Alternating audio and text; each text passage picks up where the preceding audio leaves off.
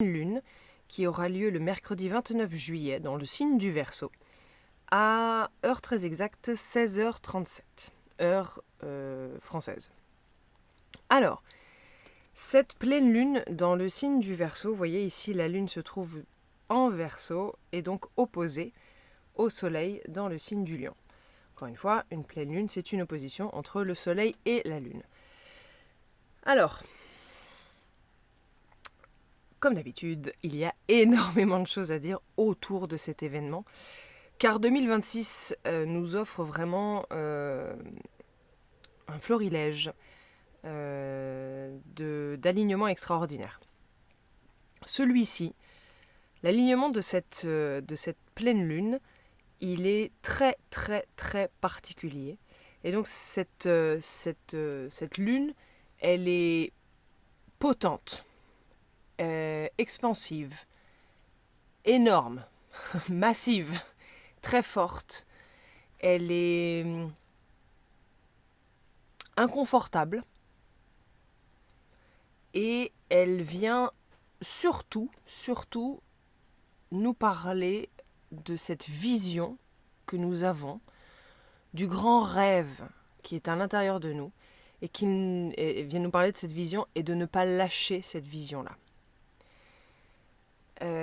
Alors, pour ne pas me répéter, j'ai dans une précédente vidéo parlé de ce berceau que je pointe ici avec la souris.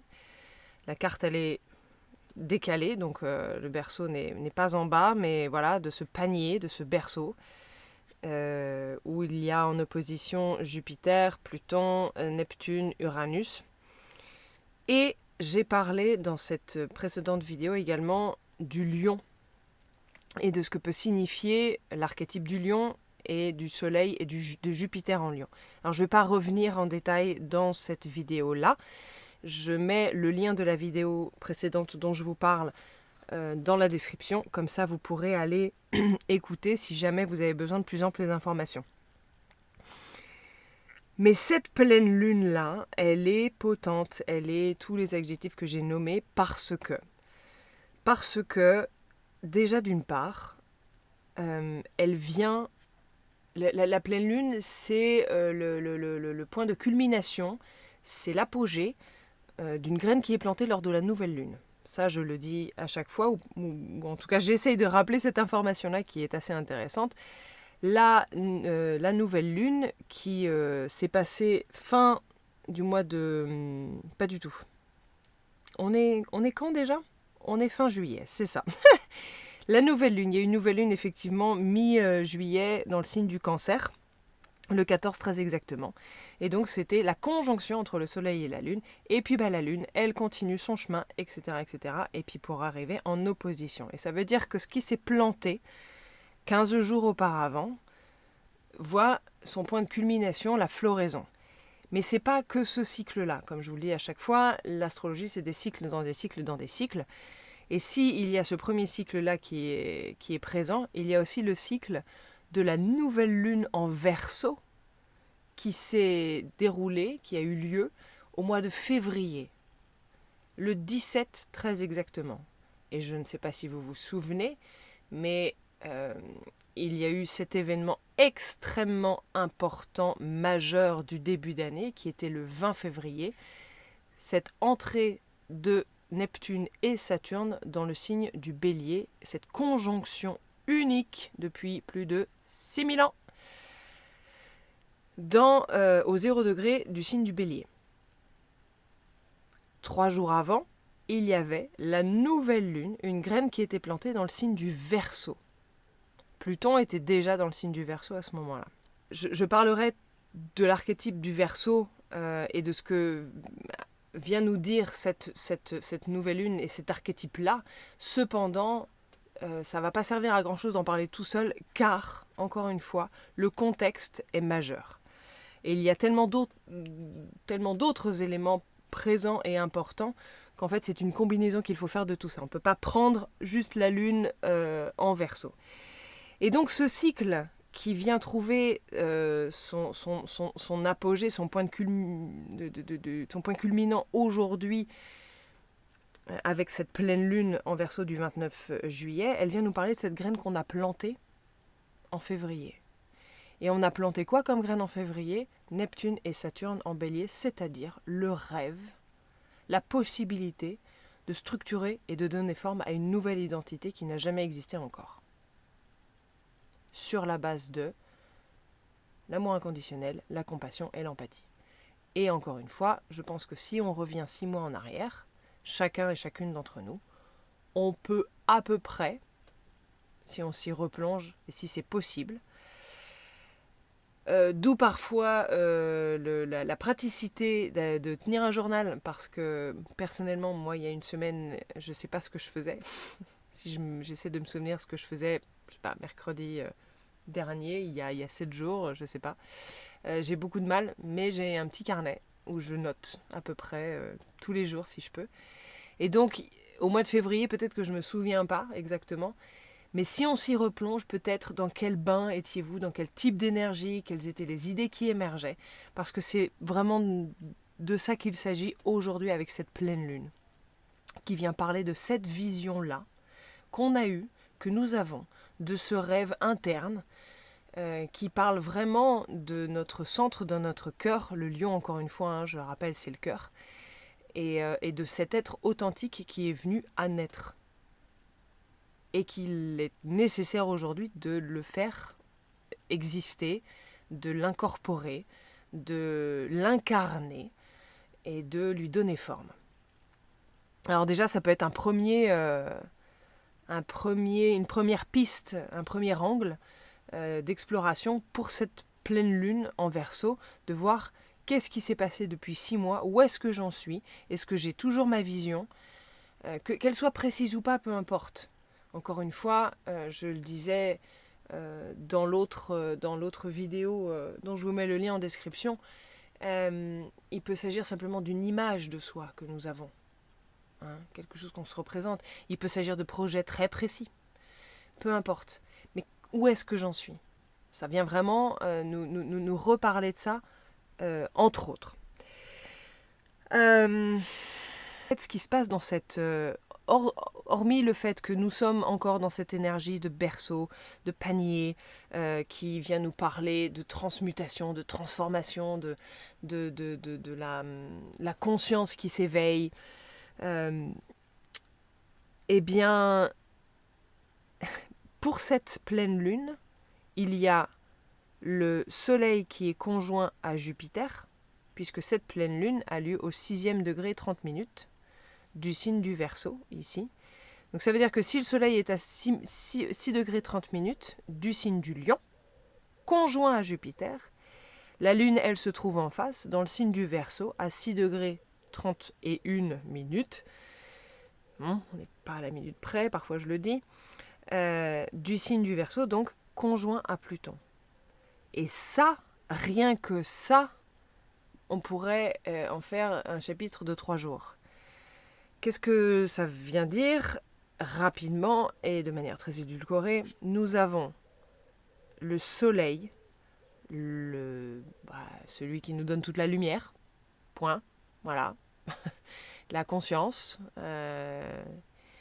avec conjoint, à la minute quasiment, hein, avec Jupiter, qui est la loupe, l'amplificateur, qui est la planète la plus grosse de notre système solaire. Donc on a les deux... Ouais, je sais pas, ça amplifie.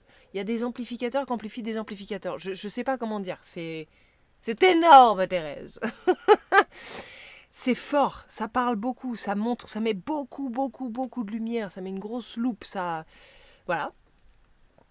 Sur la Lune, qui est donc notre satellite à nous, terrienne, mais qui vient représenter notre intime, notre intérieur, nos émotions.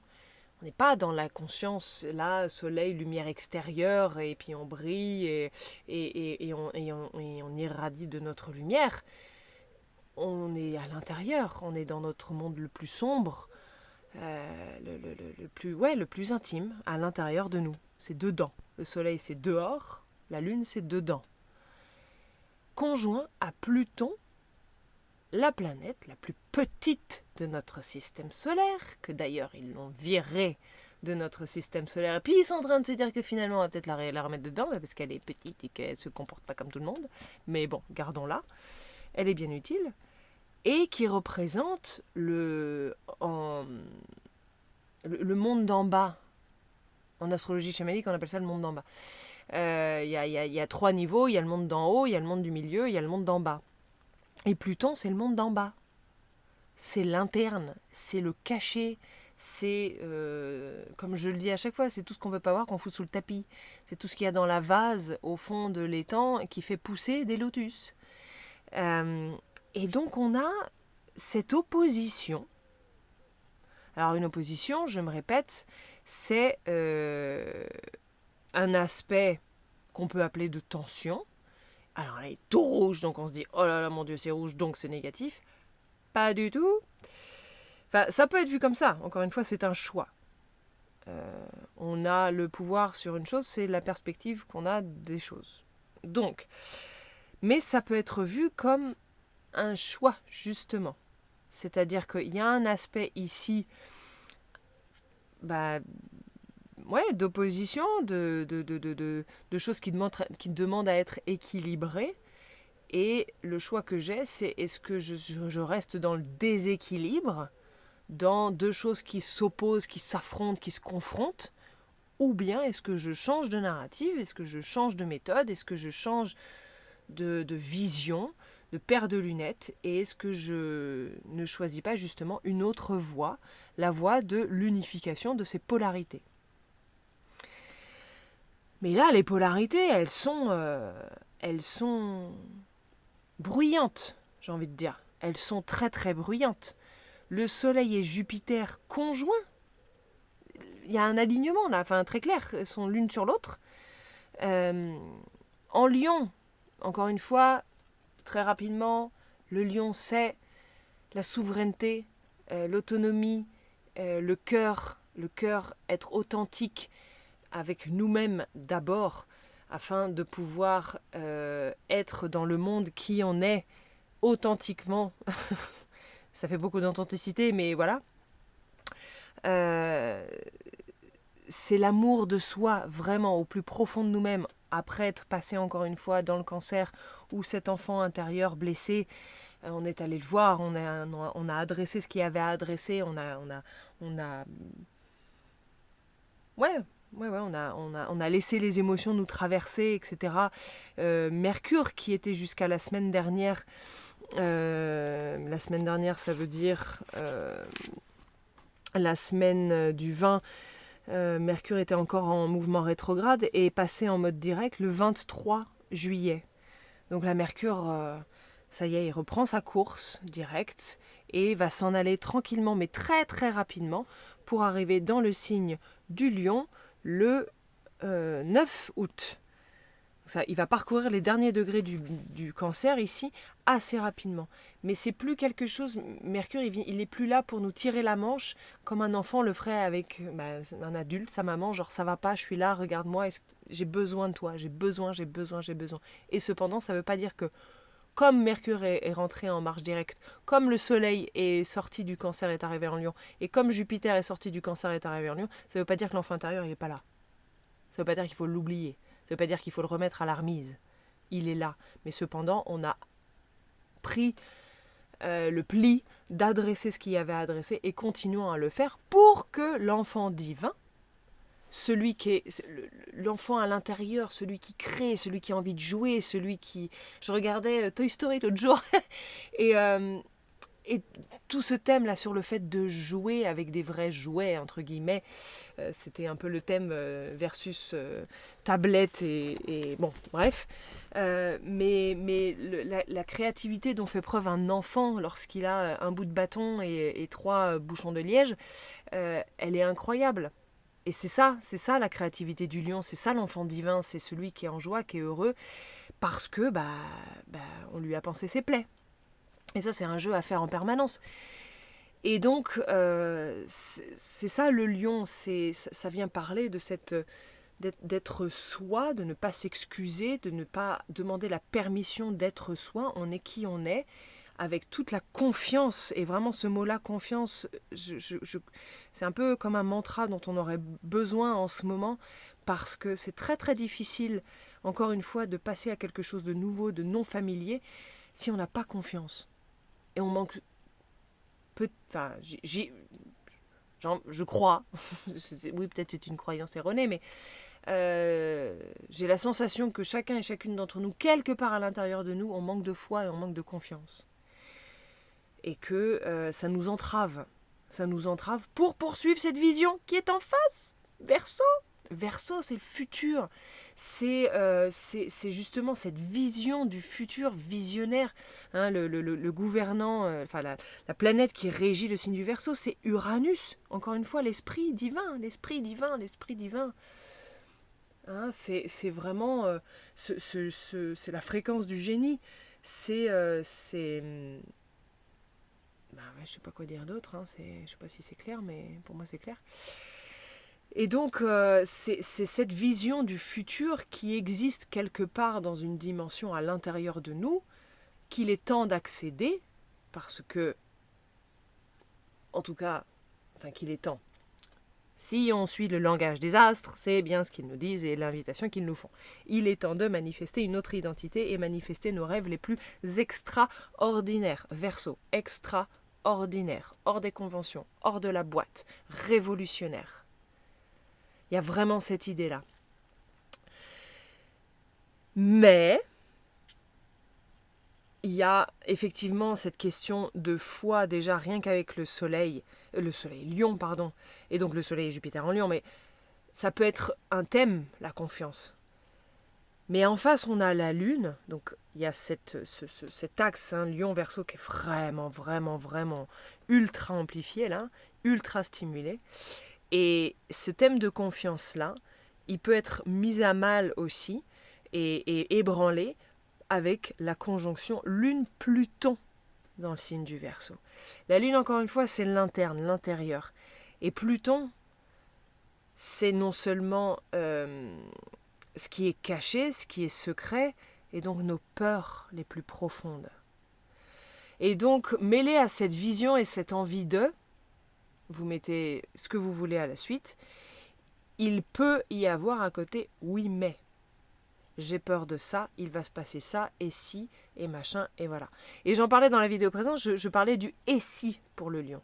Et si ça se passait bien. Pluton, il va souvent venir nous dire, ouais mais et si ça se passait mal.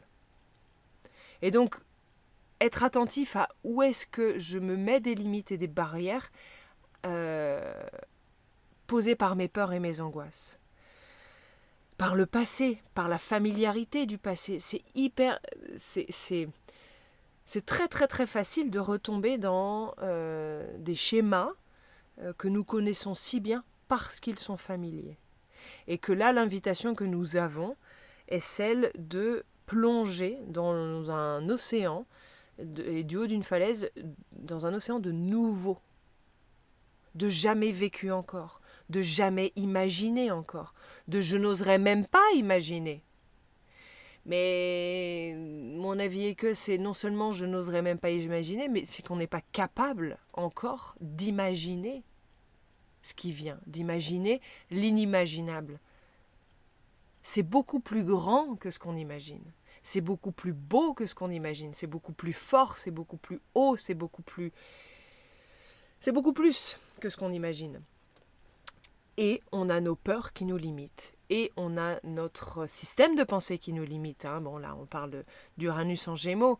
Et ça, c'est un thème qui est évidemment, qui se déroule en continu. Hein. Il y a 150 milliards de thèmes qui se déroulent en continu en ce moment. Et c'est pour ça que c'est aussi... c'est sollicitant, hein. C'est fatigant parfois, c'est éprouvant, ouais, ça c'est un bon mot je trouve, c'est éprouvant, parce que c'est ni négatif ni positif, c'est éprouvant, on est éprouvé, et c'est ça qui peut ne pas être évident dans cette dynamique-là, Lune, Jupiter en Lion et... Non, pardon. Soleil, Jupiter en Lion et Lune, Pluton en Verseau, bien que on a beaucoup d'expansion, beaucoup de positif, beaucoup d'abondance. Jupiter, c'est l'abondance. Je ne parle pas de finance ici, je parle de l'abondance, du plus grand, du bon.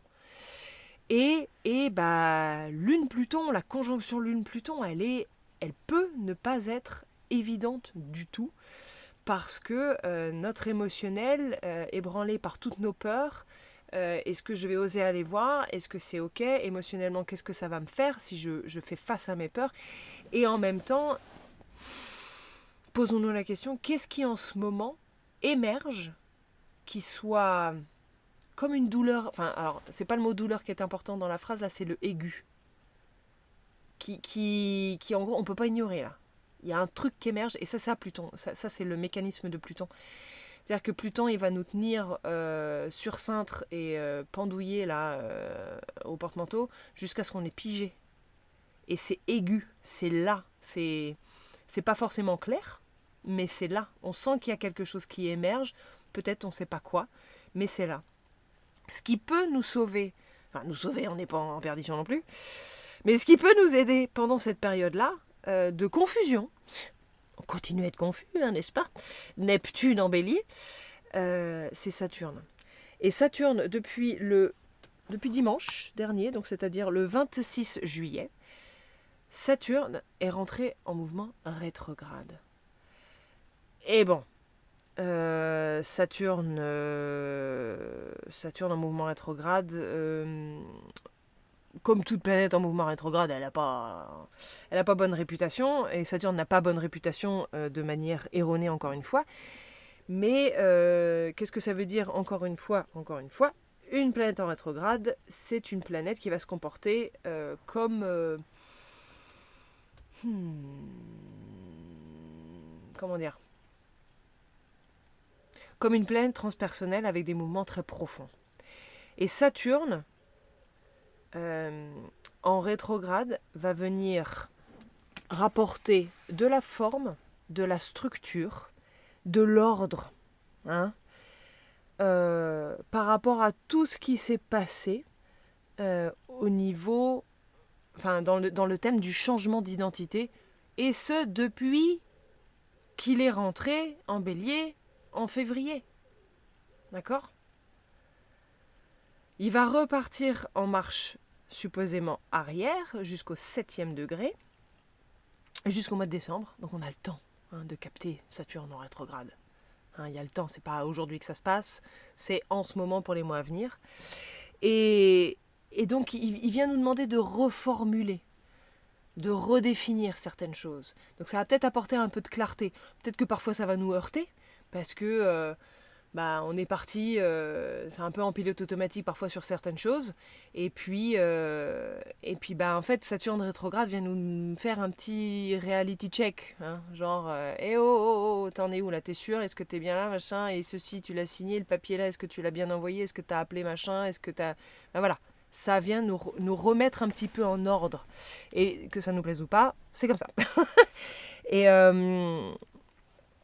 et... mais ce qui est intéressant avec Saturne, c'est ne pas oublier cette dimension-là qu'il a, alors ok, de responsabilité, de maturité, mais c'est que chez Saturne, il y a besoin que ce soit utile. Que ce qui se passe soit utile aux autres. Pour les générations à venir. Et je dis ça parce qu'il est dans le signe du Bélier, et que le signe du Bélier, c'est un signe cardinal, et cardinal, ça vient apporter du changement pour les générations à venir. C'est des gros changements qui se passent dans les signes cardinaux: Bélier, Cancer, Balance, Capricorne. Et donc, il va venir nous aider un petit peu à restructurer, clarifier peut-être un petit peu de toute cette confusion. Hein, il va apporter un petit peu il va concrétiser un petit peu des choses. Et encore une fois, c'est pas dans les 3 jours à venir, c'est dans les mois à venir. Alors, tous ces éléments-là, ça fait beaucoup d'infos, mais effectivement, ne pas oublier que nous avons le Soleil Jupiter conjoint dans le Lion en trigone, c'est-à-dire en aspect extrêmement harmonieux avec Neptune, et en sextile avec Uranus. Nous avons la Lune conjoint Pluton, qui est en trigone avec Uranus et en sextile avec Neptune. Ce sont des aspects extrêmement harmonieux. On est toujours en conversation avec les 3 grosses planètes transgénérationnelles, transpersonnelles qui viennent nous redéfinir complètement notre système de pensée, notre identité et qui viennent nous demander de la transformation. En plus de tout ça, parce que il y a, comme je vous dis, il y a pas mal d'éléments. Autre élément qui n'est pas en reste, pendant cette pleine lune, il y a ici, comme vous voyez, Vénus qui se trouve dans le signe de la Vierge et Mars qui se trouve dans le signe du Gémeaux, sont à exact, en aspect exact de carré. Hein? Ça veut dire un aspect, encore une fois, alors de tension, oui, et ça dépend comment on le voit, mais quelque part ça vient nous titiller et nous poser des questions. C'est un moment d'essai dans le sens de test, c'est-à-dire que bon, le thème Vénus, Mars en carré va venir parler de cet équilibre-déséquilibre entre le féminin et le masculin de chacun d'entre nous et chacune d'entre nous. On ne parle pas de genre, on ne parle pas de femme ou homme, on parle du féminin et du masculin à l'intérieur de nous. Ça veut dire quoi? Ça veut dire la nuit, le jour, l'ombre, la lumière, le yin, le yang, l'intérieur. Encore une fois, on a cette dynamique vraiment entre la lumière et l'ombre, entre le soleil et la lune qui s'opposent, mais présent aussi avec Mars et Vénus qui s'opposent, enfin qui sont en carré, pardon. L'ombre, l'intérieur et l'extérieur, Mars, les valeurs, Vénus, et les actes, Mars. Et du coup, c'est la qualité et la quantité. Et donc, il va y avoir tout un thème à l'intérieur de nous qui se passe là en ce moment, de rééquilibrer ces 2 aspects-là, qui sont des pôles encore une fois, et qui viennent peut-être... le sujet peut-être est relevé. Je ne sais pas du tout comment ça se manifeste pour chacun d'entre nous et chacune d'entre nous, mais c'est là. C'est dans cette charte.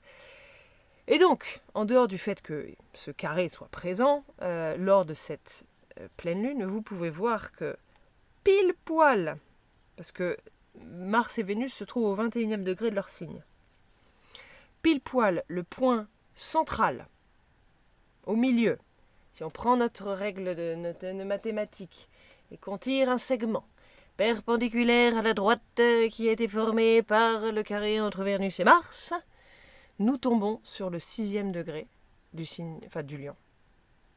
Et en face, on a le 6e degré du Verseau. C'est complètement ouf.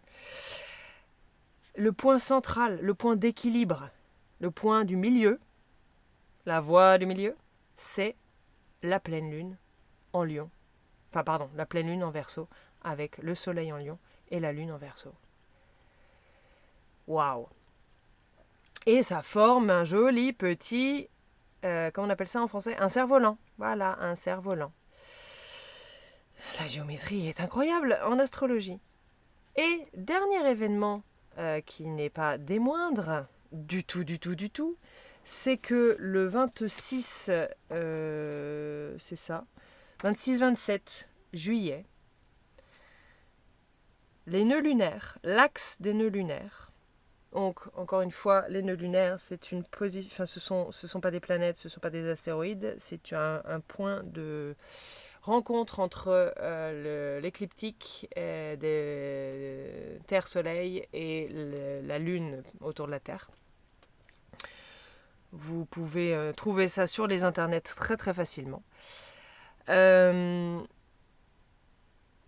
cet axe, donc nœud nord, ici que je notifie avec ma petite souris, et nœud sud, viennent de passer dans l'axe Lion-Verseau. Ils étaient depuis 18 mois dans l'axe Poisson-Vierge, on en a parlé. Et maintenant, ils viennent de rentrer ce week-end, alors qu'il n'y avait pas suffisamment d'amplification de l'axe Lion-Verseau. Ils viennent de rentrer ce week-end dans l'axe Lion-Verseau. Quel sujet! Parce que j'ai donné donc des éléments pour le Verseau, d'idées révolutionnaires, de visionnaires, etc. Mais le Verseau, c'est aussi et surtout, et je pense que c'est quelque chose, peut-être ou pas, mais qu'on peut sentir en ce moment, peu importe ce qui se passe à l'extérieur ou à l'intérieur de nous, mais surtout à l'extérieur, on peut le voir, c'est que le Verseau vient parler du ensemble. Que les choses ne peuvent plus se faire tout seul. Et l'axe Lion-Verseau vient vraiment unifier le soi, le je, l'ego, la magie de l'authenticité d'un être qui est souverain, qui est autonome, qui sait qui il est, le mettre au service du groupe et du collectif. Et c'est ça que ça vient nous dire, cet axe-là. Qu'il s'agisse de la pleine lune, qu'il s'agisse des nœuds lunaires qui seront là, qui vont venir traverser cet axe-là pendant 18 mois. Et il faut savoir encore une fois que les nœuds lunaires, le nœud nord, enfin cet axe-là parle de notre évolution en tant que collectif. La route pour l'évolution collective. La boussole, c'est ça. Et la boussole, c'est le nœud nord. Et le nœud sud, c'est un peu le bagage qu'on aurait déjà acquis. Donc ça vient nous dire, on a déjà acquis la souveraineté de soi. On a déjà acquis l'amour de soi, pur, radical, authentique, et pas d'un ego inflammé et qui a besoin de reconnaissance. Mais moi, je me reconnais moi-même et c'est amplement suffisant et ça suffit. Je n'ai besoin de rien d'autre et de personne d'autre pour m'aimer moi-même. Je m'aime moi comme je suis, avec mes qualités, mes défauts, mes merdes, les erreurs que j'ai faites, les réussites que j'ai. Peu importe ce que ça veut dire, peu importe qui on est, peu importe, voilà. Je fais de mon mieux et j'ai déjà acquis ça et je vais vers mettre au service cet être-là pour le collectif, pour le groupe. Et c'est ça la question que ça va nous poser. C'est quand même, justement, comment mettre notre unicité solaire, c'est beau, dites donc, notre unicité solaire, l'amour pur et radical de nous-mêmes, comment mettre notre souveraineté, notre autonomie au service du groupe et du collectif comme cadeau à offrir au monde. Parce que c'est ça dont il s'agit, c'est pas... regardez-moi, je suis important et puis je vais faire partie d'un groupe mais on va regarder que moi. Pas du tout, mais pas du tout, on en est loin. Et puis du groupe, je serai le chef parce que je suis à Lyon. Non. T'es une pièce du puzzle. Nous sommes une pièce du puzzle. Et si on se revendique pas comme pièce de puzzle à 4 bitoniaux qui sont extérieurs et qui vont qui vont s'embrancher vers faire les autres pièces, on peut pas trouver notre place. Mais la place, elle est correcte au sein du groupe. Une pièce de puzzle tout seul, c'est une pièce perdue. Donc voilà, pour cette pleine lune dans le signe du Verseau, le ensemble, le groupe, l'interconnectivité, l'interdépendance, groupe de même valeur, le réseau. Hein, le Verseau, c'est le www. World Wide Web. C'est exactement ça.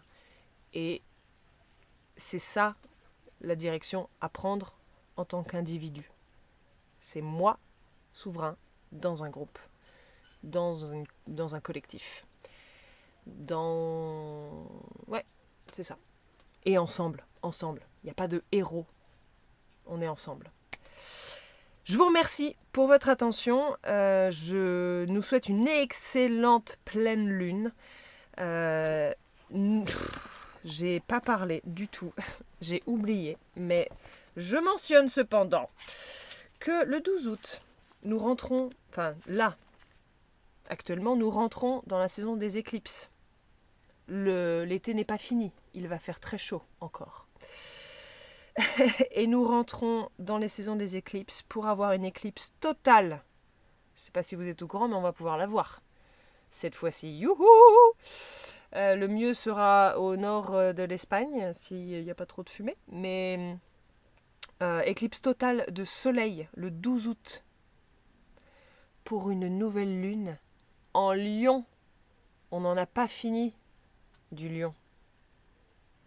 On n'a pas fini de planter la graine d'un être souverain, autonome, qui brille, qui irradie et qui sème et qui parle et qui agit et qui crée depuis son cœur. Donc éclipse totale de soleil le 12 août, éclipse partielle de lune le 28 pour une pleine lune en poisson. Et entre-temps, le soleil sera rentré dans le signe de la Vierge et l'aventure continue, j'ai envie de dire. Je reviendrai très vite avec les nouvelles pour ces nouvelles et pleines lunes. En attendant, prenez soin de vous et cheminez en conscience et gaiement. Et je vous dis à la prochaine. Merci et à bientôt.